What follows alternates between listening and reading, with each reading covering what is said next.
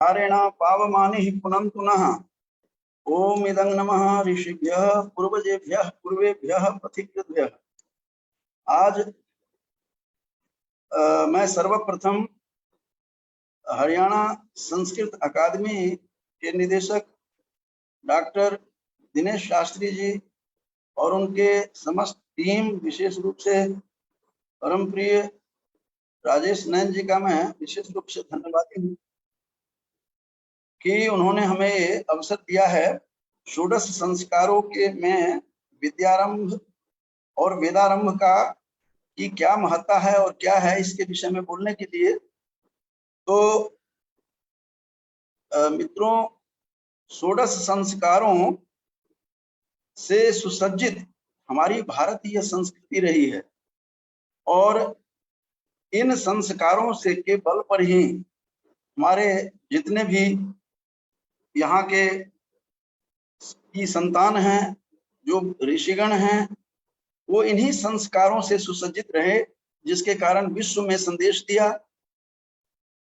जैसा कि सबको पता है कि भारतीय संस्कृति विश्व की सर्वप्रथम संस्कृति रही है, जिसका संकेत हमें शुक्ल यजुर्वेद के 7-14 मंत्र में साफ साफ स्पष्ट पता चलता है कि सा प्रथमा संस्कृति विश्ववारा।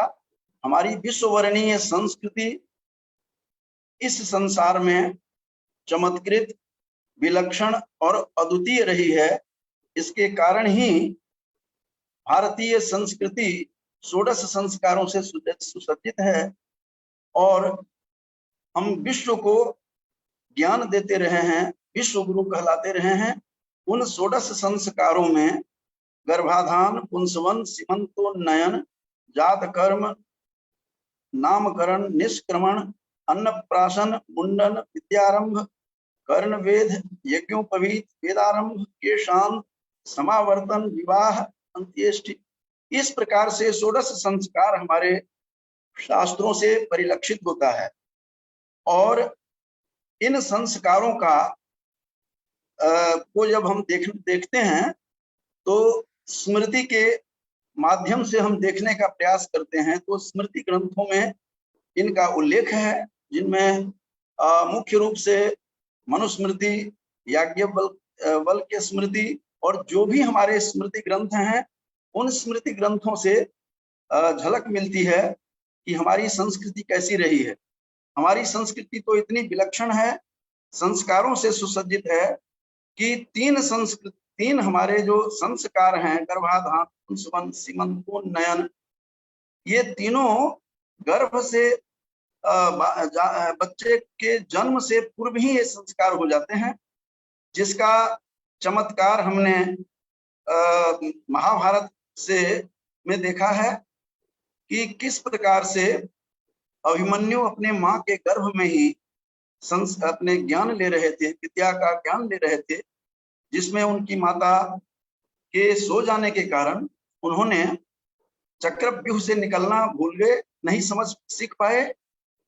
और इससे संकेत मिलता है कि हमारे संस्कारों का कितना महत्व रहा है, शिक्षा जिसमें विद्यारंभ का कितना महत्व रहा है। तो ये विद्यारंभ संस्कार के विषय में जो मैं कुछ कहूंगा, उससे पहले मैं संकेत दे रहा था, 3 संस्कार पहले हो जाते हैं और फिर जन्म जातक संस्कार होता है। और ऐसा इस संसार में कहीं भी नहीं है जो इस तरह के विलक्षण संस्कार हैं। और ये भी बता देना आवश्यक है विशेष रूप से कि 4 मास तक गर्भ के लिंग का भेद नहीं होता, इसलिए पुंसवन संस्कार का भी महत्व होता है प्राप्ति के लिए, ये विशेष रूप से किया जाता है। मैं इसमें जाना नहीं चाहूंगा, क्योंकि विद्यारंभ संस्कार का जो महत्व है उसके विषय में मैं आप लोगों के पास कुछ बताना चाहूंगा कि ये विद्यारंभ संस्कार ये हमारे भारतीय संस्कृति का आधार स्तंभ रहा है। इस संस्कार के बल पर हमने संपूर्ण विश्व को ज्ञान दिया। कृष्ण जी गुरुकुल में पढ़ते थे, श्री कृष्ण, और उनके साथ सुदामा उनके मित्र सांदीपनी मुनि के आश्रम में पढ़ते थे। और उन्होंने विद्यारंभ किया। विद्यारंभ और वेदारंभ कई बार दोनों को जोड़ करके लोग देखते हैं, जिससे कि जिसका भी आज भी संस्थान वहां पर शांतिपुनी वेद विद्या प्रतिष्ठान उज्जैन में है, जहां मैं देख भी चुका हूं, वहां पर एक मेरा व्याख्यान था। तो ये संकेत मिल रहा है कि हमारी पद्धति में, हमारी संस्कृति में किस प्रकार से शिक्षा ग्रहण किया जाता था और विद्या का आरंभ किया जाता था। क्योंकि विद्या के बिना हम मनुष्य नहीं बन सकते। उत्तम कार्य के लिए, एक मनुष्य बनने के लिए, मानव जीवन को सफल बनाने के लिए विद्या का महत्वपूर्ण स्थान माना गया है। और विद्या के बिना मनुष्य पशु तुल्य होता है। विद्या विहीन पशु कह करके ये हमारे नीति शतक में भर्तृहरि ने, महायोगी भर्तृहरि ने इस प्रकार से उन्होंने अनुभूत किया था। और उन्होंने साफ शब्दों में कहा था कि विद्या नाम नरस्य रूपम अधिकम प्रच्छन्न गुप्तम धनम। यह प्रच्छन्न और गुप्त धन है, तो कोई देख नहीं सकता, चोर चोरी नहीं कर सकता, भाई बांट नहीं सकते। और विद्या भोग करी यशः करी, यह भोग विद्या के बल पर लोग सुख सुविधा लेते हैं, सुख करते हैं। और विद्या को गुरु नाम गुरु कहकर नीति शतक में डिमडिम घोष किया गया है।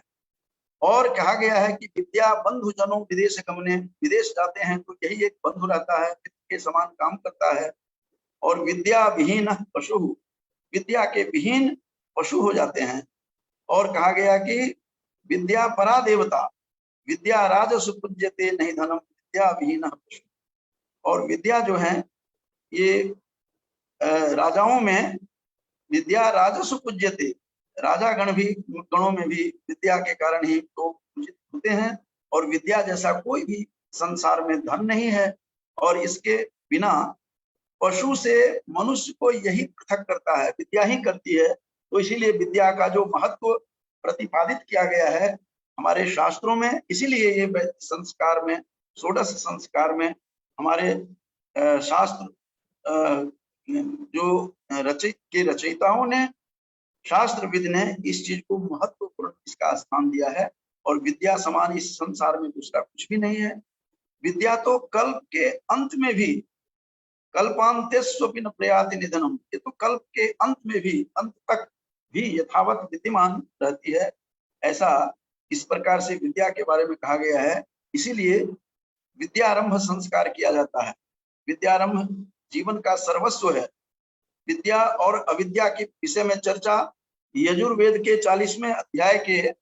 40वें अध्याय में भी यदि दृष्टिपात करते हैं तो वहां भी इसके बारे में बताया गया है कि उसका जो 11वां मंत्र है 40वें अध्याय का यजुर्वेद का, कि विद्या चा विद्याम च यस्तद वेदो भयं सह अविद्यया मृत्युम तीर्त्वा विद्या अमृतमश्नुते। अविद्या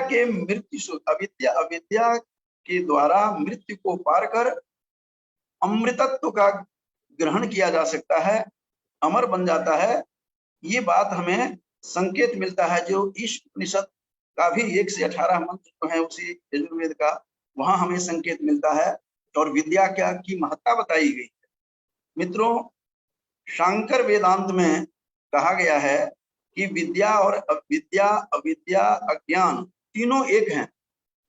जब तीनों एक हैं तो एक के जब माया से आच्छादित ब्रह्म होता है तो ईश्वर कहलाते हैं, और अविद्या से आच्छन्न ब्रह्म जीव कहलाते हैं। तो फिर जीव और ब्रह्म में क्या अंतर है? तो इसका अंतर इससे समझना चाहिए कि विद्या सत्व गुण प्रधान है।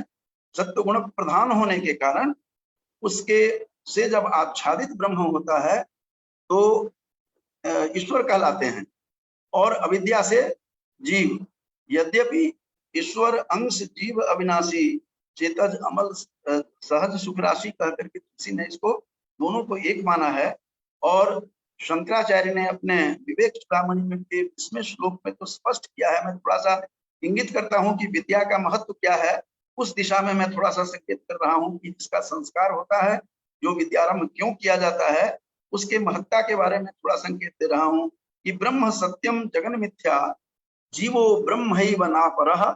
यह बात इस प्रकार से डिमडिम घोष करते हुए विवेक चूड़ामणि में स्वयं आदि शंकराचार्य ने इस प्रकार की बात कही है कि ब्रह्म सत्यम जगन मिथ्या जीवो ब्रह्मैव नापरः। तो उस विद्या से आच्छादित ब्रह्म ईश्वर कहलाता है। तो इस प्रकार से विद्या की महत्ता वहां पर बताई गई है।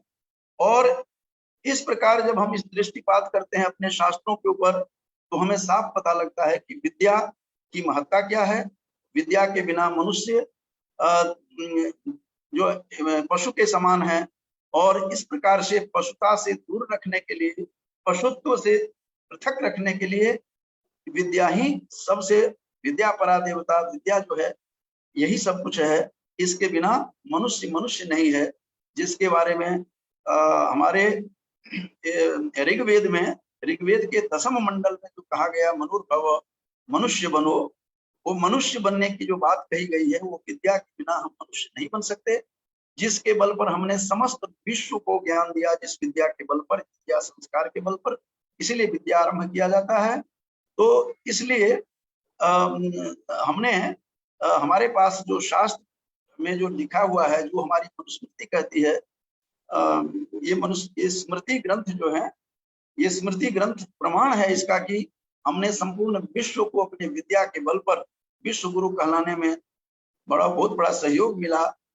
इस विद्या का रहा है सहयोग, जिसके कारण से कहा गया है कि ये तद्देश प्रसूतस्य सकाशा भक्तजन्मनः स्वं स्वं चरित्रम शिक्षेरन पृथिव्याम सर्वमानवा, कह करके मनु ने डिमडिम घोष किया है, विद्या की महत्ता बताई है। इसी विद्या के बल पर हम दूसरों से अलग हैं। संपूर्ण विश्व जब अंधकार में था मित्रों, उस समय हमने विद्या के बल पर ही संपूर्ण विश्व को, हमारे ऋषियों ने बिना किसी को भेद किए हुए हम लोगों ने विश्व को पृथ्वी पर घूम घूम करके ज्ञान दिया।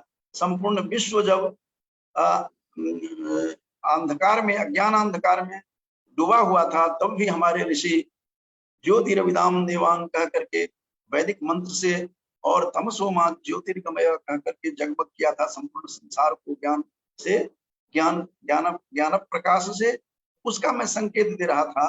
और थोड़ा सा मैं मिथिला में जाना चाहता हूँ। मिथिला की परंपरा में बंधुओं, विद्यारंभ करवाने की एक अनोखी परंपरा है। और वहां चूंकि सीता पार्वती को की पूजा करती थी, तो उस मिथिला का संकेत हमें थोड़ा सा पता लगता है कि वहां बच्चों को सिखाया जाता है विद्यारंभ में कि साते भवतु सुप्रीता देवी शिखर वासिनी। तो जो देवी शिखर वासिनी है, शिखर पर रहने वाली पर्वत की राज की पुत्री पार्वती, वो क्या करती है, साते भवतु सुप्रीता, वो प्रसन्न हो हमारे ऊपर।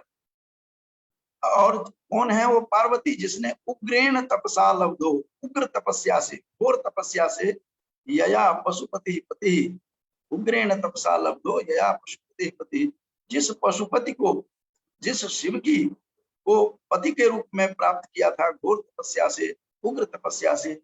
इस प्रकार से मिथिला में साते भवतु सुप्रीता कहकर इसको विद्या का, ज्ञान का प्रारंभ करने की ये परंपरा है। उसी परंपरा के कारण जो अयाची मिश्र की संतान एक शंकर थे हुए हैं, जिन्होंने दरभंगा के महाराज को कहा था, पिता से मिलने आए हैं, मैं पिता की सारी बातों को मैं जो करेंगे मैं ही करके दिखा सकता हूँ, कहकर दिखा सकता हूँ, शास्त्र रचना कर सकता हूँ। और कितना बल था उसका, विद्या का बल उसके पास। कहता है, बालो हम जगदानंद नमे बाला सरस्वती अपूर्णे पंचमे वर्षे वर्णयामी जगत्यम। हे राजन, मैं तो तीनों जगत का वर्णन कर सकता हूँ। इस प्रकार से बात करने वाला हमारा षोडश संस्कार से सुसज्जित जो संस्कृति है, उसमें पला हुआ एक बालक, जिसका विद्यारंभ बड़े ही वैदिक पद्धति से, रीति से, हमारे शास्त्र रीति से जो जिसका करवाया गया, ऐसा शंकर की कहानी बता रहा था। जो मिथिला के शंकर थे उनकी बात बता रहा था। तो विद्यारंभ करने के लिए मित्रों निश्चित मुहूर्त निकाल करके ज्योतिष के बल पर, चूंकि ज्योतिष को नेत्र कहा गया है, ये षडंग में से एक है, वेद के अंगों में से एक है। तो ज्योतिष के शास्त्र के का जो मुहूर्त चिंतामणि है उससे मुहूर्त निकालते हैं, समय देखते हैं। और कई बार उसमें तो ये भी कई शास्त्रों में कहा गया है 5 वर्ष बाद भी विद्यारंभ होता है, 4 वर्ष के बाद भी किया जाता है, और ग्रह नक्षत्र को देख करके किया जाता है। नक्षत्रों के विषय में भी कहा जाता है कि आश्विन नक्षत्र, मृगशिरा, रोहिणी, आर्द्रा, पुनर्वसु, पुष्य, आश्लेषा, पूर्वा, फाल्गुनी, उत्तरा फाल्गुनी, हस्तमूल, रेवती नक्षत्र, पूर्वाषाढ़, उत्तराषाढ़, चित्रा, स्वाति, अभिजीत नक्षत्र, धनिष्ठा, शतभिषा विद्यारंभ हेतु शुद्ध माने गए हैं, अच्छे माने गए हैं नक्षत्र के रूप में। ये परिगणित किया गया है ऐसा ज्योतिष शास्त्र के आधार पर विद्यारंभ के करने की जो प्रथा है हमारे इस भारत में, तो एक अलौकिक परंपरा है। मुहूर्त के लिए भी चंद्र दोष, तारा दोष के साथ निषेध किया गया है। उसमें दिन में रविवार, सोमवार, गुरुवार, शुक्रवार उत्तम माने गए हैं। लग्न के बारे में वृषभ, मिथुन, सिंह, कन्या, धनु विद्यारंभ संस्कार हेतु शुभ माने गए हैं। सरस्वती पूजा के दिन भी, जिस दिन बसंत पंचमी होती है उस दिन भी विद्यारंभ करवाने की प्रथा अपने भारत के अलग अलग दिशाओं में इस तरह से भी हैं।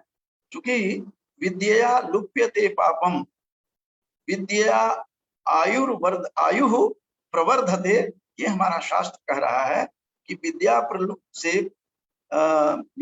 लुप्यते पापम, विद्या के बल पर पाप समाप्त होता है और विद्या से आयु की वृद्धि होती है, ऐसा हमारा शास्त्र कह रहा है।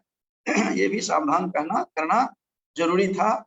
और कर्मणा बध्यते जंतु, ये शांति पर्व में बंधुओं जब देखेंगे तो शांति पर्व में तो ये कहा गया है कि विद्या कर्मणा बध्यते जंतु विद्या च प्रमुच्यते, कर्म से बंधन में पड़ता है और विद्या के बल पर उस बंधन से मुक्त होता है। तो ये विद्या की महत्ता भूरी भूरी प्रशंसा की गई है। विद्या के बिना मनुष्य नहीं है। ये 2 पैर, 2 हाथ, 2 आंखें होकर के कोई मनुष्य नहीं होता। तो विद्या के बल पर ही हमने विश्व में उज्जीवने, हमारे ऋषि मुनि ने अपने विद्या के बल पर समस्त विश्व को ज्ञान दिया। तो ये थोड़ी बहुत बात मैंने वेदारंभ के विषय में अब मैं कुछ बताऊंगा विद्यारंभ के पश्चात। और इस प्रकार से वेदारंभ के विषय में कहा जाता है कि ये यज्ञोपवीत संस्कार के पश्चात वेदारंभ का प्रारंभ होता है। और यज्ञोपवीत संस्कार के विषय में भी शास्त्रों में मैं आज याज्ञवल्क्य स्मृति को भी देख रहा था और मनुस्मृति में भी, दोनों में कहा गया है कि गर्भ, माँ के गर्भ से लेकर के जोड़ करके 8वें वर्ष में उत्तम माना जाता है यज्ञोपवीत संस्कार के विषय में। उसके बाद वेदारंभ होता है। वेदक ज्ञान से पूर्व यज्ञोपवीत से उपवीत धारण करके नियम निष्ठा में आकर फिर वेदारंभ किया जाता है। वेदारंभ, वेद का अर्थ ज्ञान है और ये चारों वेदों का ज्ञान वेदारंभ करने से पहले गुरु उनकी पूरी परीक्षा लेते हैं, क्योंकि ज्ञान से बढ़कर इस संसार में कुछ भी नहीं है। ये इसमें अपने श्रीमद् भगवत गीता ने भी डिम घोष से बताया है कि नहीं ज्ञानेन समम ज्ञानेन सदृशम पवित्र मिह विद्यते, ज्ञान के समान संसार में पवित्र कुछ भी नहीं है और उसकी अनिवार्यताएं होती है। हर कोई वेदारंभ नहीं कर सकता, वेद का आरंभ नहीं कर सकता। उसमें गुरु परीक्षा लेते हैं, उसमें ब्रह्मचर्य पालन करना होता है, कुछ शर्तें हैं, अनिवार्यता है। बंधुओं क्या है? ब्रह्मचर्य पालन, संयमित जीवन, प्रतिज्ञा करना कि मैं एवं ऐसा मैं करूंगा, और उसकी परीक्षा ली जाती है। गुरु उनकी परीक्षा लेते हैं और तब जाकर के गुरु परीक्षा लेने के बाद उनको वेदारंभ करवाते हैं। तो वेदारंभ के लिए जैसा कि मैंने कहा है कि ब्रह्मचर्य पालन, संयमित जीवन, प्रतिज्ञा करना कि एवं अहम करिष्यामि, ऐसा करूंगा, ये प्रतिज्ञा लेना। प्रतिज्ञा के ऊपर पूरी परख नली पर देखते हैं, गुरु परीक्षण करते हैं, तब जाकर के वेदारंभ प्रारंभ होता है। और उसके जब तक अधिकारी नहीं बनेंगे तब तक वेदारंभ नहीं किया जाता है। और इसमें घोर तपश्चर्या की स्थिति में रहना पड़ता है। उनके असंयमित वेदाध्ययन के अधिकारी नहीं होते हैं, जो असंयमित व्यक्ति होते हैं। चारों वेद ज्ञान का अक्षुण्य भंडार है, इसका आरंभ किया जाता है। और आर्य समाज का जो नियम है, तीसरा नियम, वो वेद सब सत्य विद्याओं का पुस्तक है।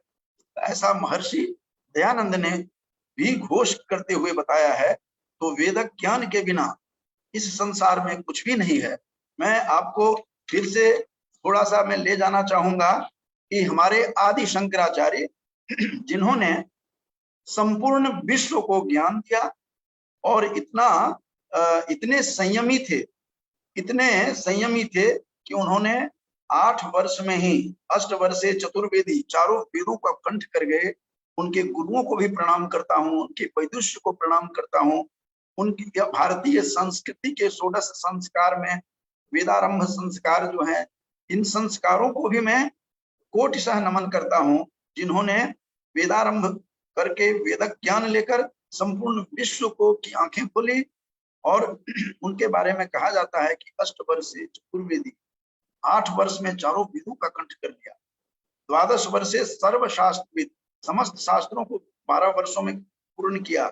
16 कृतवान भाष्यम, 16 वर्षों में उन्होंने पूर्ण भाष्य उन्होंने भाष्य किया। और जो उपनिषदों में जो भाष्य दिखता है, ब्रह्म सूत्र पर जो व्याख्या है, ये सारी व्याख्याएं करने के बाद और 32 वर्ष में इस संसार से वो प्रयाण कर जाते हैं।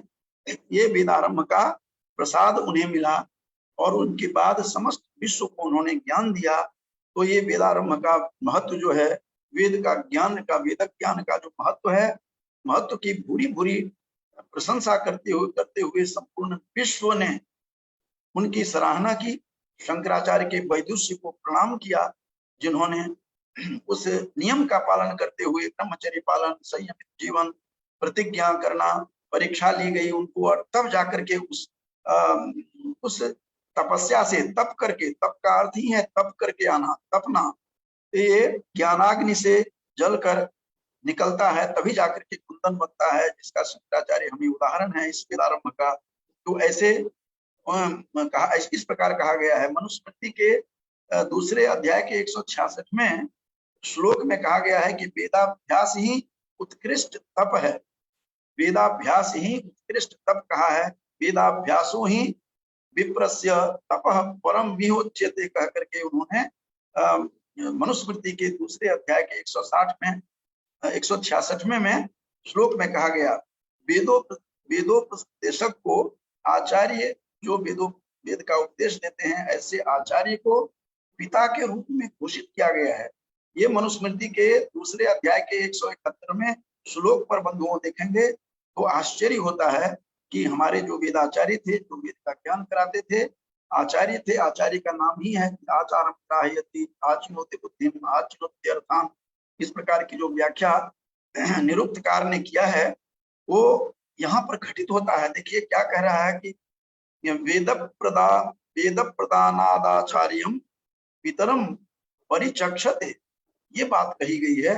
और मनुस्मृति के दूसरे अध्याय के 171वें श्लोक में है कि वेद प्रदान करने वाले जो आचार्य हैं वो पिता के रूप में घोषित किए जाते हैं, पिता के रूप में माने जाते हैं। इस प्रकार की बातें हमें वेद के विषय में बता रहा हूं। तो इस प्रकार से मनुष्य को वेदारंभ करने से पहले विविध प्रक्रियाओं से गुजरना पड़ता है और तब जाकर के वो एक संपूर्ण वेद ज्ञानी, वेदविद कहलाते हैं। तो वेद पढ़ने से पूर्व एवं अंत में बंधुओं ओम भी बोला जाता है। और ओम के विषय में भी मनुस्मृतिकार लिखते हैं कि ब्राह्मण प्रणवम कुर्यात् आदावन्ते च सर्वदा। मनुस्मृति के दूसरे अध्याय के 74वें श्लोक में है कि ब्रह्म माने वेद, ब्रह्म का अर्थ वेद है। प्रणवम कुर्यात् आदावन्ते च सर्वदा, प्रणव जो है ओम, ओम का उच्चारण आदि अंत में करते हैं और तब जाकर के वो पूर्ण माना जाता है। तो अकार उकार मकार से ये जो बताया गया है, ये तीनों अक्षर से, ये तीनों अक्षर मिलकर के भूर भुवः स्वः से ओम, ये मनुस्मृति के दूसरे अध्याय के 76वें श्लोक में इस प्रकार की बातें कही गई है। अकारम चाप्युकारम च मकारम च प्रजापति, ये मनुस्मृति में इस प्रकार से उद्घोषित किया गया है। वेदत्रयान निरदुहद भूर भुवः स्वरिति च, इस प्रकार से श्लोक कह करके वैदिक महत्व को प्रणव रूप में जो है ये ओम, उसके बारे में उसकी महत्ता प्रतिपादित की है। वेद पुण्येन युज्यते, मनुस्मृति के दूसरे अध्याय के 78वें श्लोक में कहा गया है कि जो ओम है, भूर भुवः स्वः, इनको जप करते हुए वेद युक्त मनुष्य हो जाता है।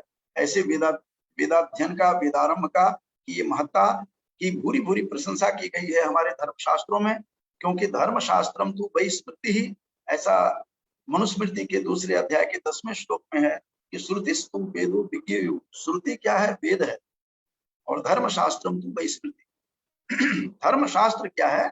धर्मशास्त्र ही, स्मृति ग्रंथ ही धर्मशास्त्र है। धर्मशास्त्रम तो वही स्मृति ही, और स्मृति ग्रंथ की बातें कही गई है, और श्रुति का अनुसरण सदा अनुसरण करती रहती है स्मृति। स्मृति कहीं भी, स्मृति ग्रंथ धर्मशास्त्र कहीं भी वेदवाह्य नहीं दिखाई देगा, वेदों का ही अनुसरण करता हुआ दिखाई देता है। श्रुतेरिवार्थम स्मृतिरन्नोगच्छत्, ये रघुवंश के दूसरे सर्ग के दूसरे श्लोक में ही जाकर के दिखाई देता है।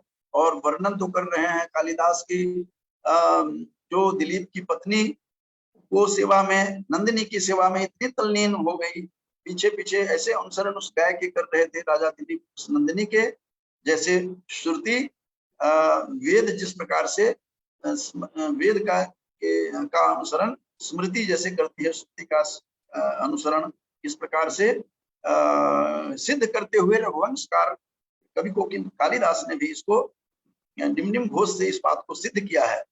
तो इस प्रकार से वेद वेद एव द्विजाति नाम निःश्रेयस्करः परः, ये याज्ञवल्क्य स्मृति में आचार अध्याय के 40वें में ये बात को स्पष्ट किया है कि वेद एव द्विजाति नाम निःश्रेयस्करः परः, ये निःश्रेयस को प्राप्ति के लिए, मोक्ष प्राप्ति के लिए वेद सरल और सहज मार्ग है। तो प्रत्येक वेद के लिए 12 अथवा 5 वर्ष ब्रह्मचर्य में गुजरना चाहिए। ये बात भी याज्ञवल्क्य स्मृति के आचार भाग के 36वें श्लोक में हमें मिलता है। मनुस्मृति एवं याज्ञवल्क्य स्मृति में वेद को धर्म के लक्षण में परिगणित किया है।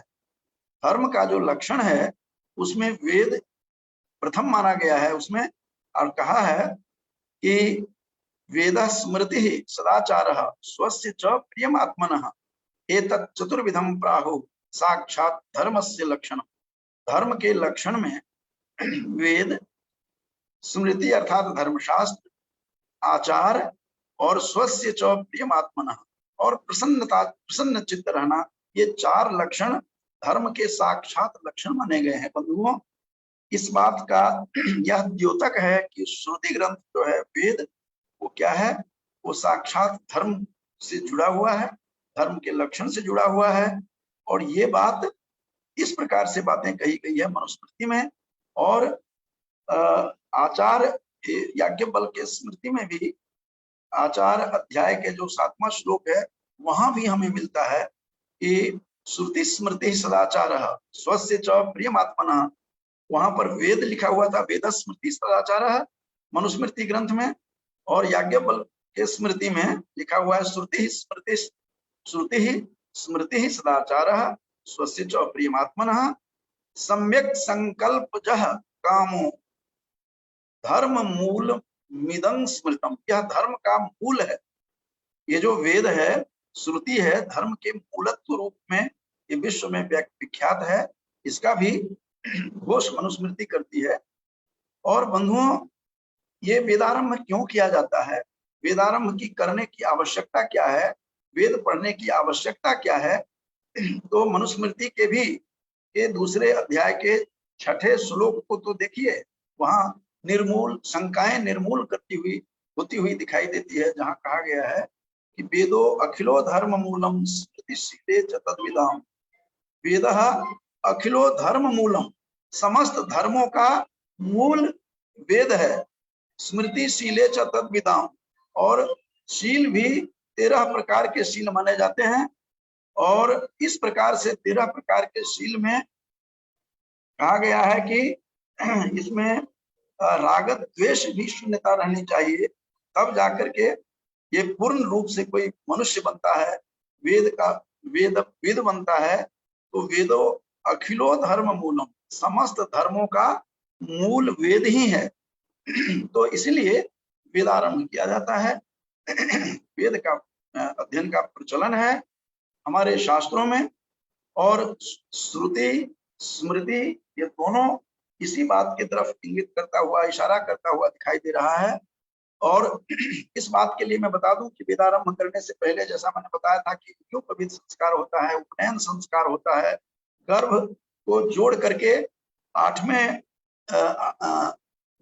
वर्ष में ये करने की प्रथा है। मैं आपको बंधुओं ये बता दूं कि मिथिला में आज भी यह जीवित है, और वहाँ महिलाएं भी जो पढ़ी लिखी नहीं है, जो उनको भी इस चीज का ज्ञान व्यवहार से है। इसीलिए मिथिला या व्यवहार कह करके घोष करके बताया गया है कि उस व्यवहार का अनुसरण करना चाहिए। आज भी वहां पर सन्यासी वेश में आकर मृगचर्म पहनकर और पूरे का पूरे सन्यासी रूप में रहते हैं। आज भी उसका प्रचलन वहां है। कई जगह भारत में यह जीवित है, कई जगह ये दूसरे रूप में किया जाता है।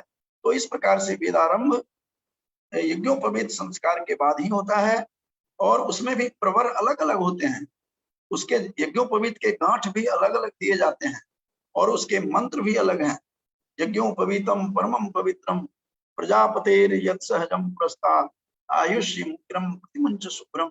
यज्ञोपवीतम बलमस्त तेजः, बल और तेज देने के लिए है। ये इस प्रकार से यज्ञोपवीत के बाद विद्यारंभ होता है, और विद्यारंभ वेदारंभ होता है। इस वेदारंभ में मनुष्य वेद में जाकर के उनके जितने भी शर्तें हैं, उनके जो भी अनिवार्यता है, तब जाकर के परखने के बाद वेदारंभ करवाया जाता है। और उस वेदारंभ के माध्यम से निकलकर एक संपूर्ण मनुष्य के रूप में तैयार होता है, सुसंस्कृत होता है, संस्कारों से युक्त होता है। तो इस प्रकार से विद्या और वेदारंभ दोनों को कई बार एक साथ जोड़ करके लोग इसे देखने का प्रयास करते हैं। तो वेद पढ़ने से ज्ञान होता है, वेद का नाम ही ज्ञान है। तो वेद ज्ञान है, ज्ञान इसका नाम ही है, यह धर्म का मूल है। मैं अब थोड़ा सा इसको संक्षेप में सबको बता रहा हूं कि ये वेद ज्ञान के बिना मनुष्य मनुष्य नहीं रहता। इससे पहले विद्या के बारे में बताया गया है कि विद्या के विहीन मनुष्य मनुष्य नहीं रहता, वो मनुष्य नहीं हो पाता, पशु के तुल्य होता है। इस प्रकार विद्या ज्ञान के बाद जो दूसरा आज मुझे बोलने के लिए कहा गया है, जो वेदक ज्ञान के लिए, वेदारंभ के लिए, वेदारंभ का अधिकारी यज्ञोपवीत के बाद ही ये प्रारंभ होता है। और इसके बाद एक महत्वपूर्ण बात एक और बता दूं कि मनुस्मृति और याज्ञवल्क्य स्मृति दोनों में एक समान रूप से मुझे देखने को मिला है। बंधुओं, क्या था कि वेद की जो निंदा करते हैं अथवा वेदाभ्यास नहीं करते हैं, ऐसे व्यक्तियों को सुरापान के समान समझना चाहिए। जो सुरापान करके जो दोष होता है किसी वैदिक को, वो दोष के भागी होते हैं जो वेद के निंदक होते हैं। तो इसलिए वेद निंदा से बचनी चाहिए और वेदाभ्यास सतत करना चाहिए। और इसीलिए स्वाध्यायान मा प्रमदः जो कहा गया है, जो तैत्तिरीय उपनिषद में कहा गया है कि स्वाध्याय से प्रमाद नहीं करना, स्वाध्याय से में लगे रहना। इस प्रकार की जो हमारे पास बातें कही गई है, इस तरह से स्वाध्याय रत रहना चाहिए।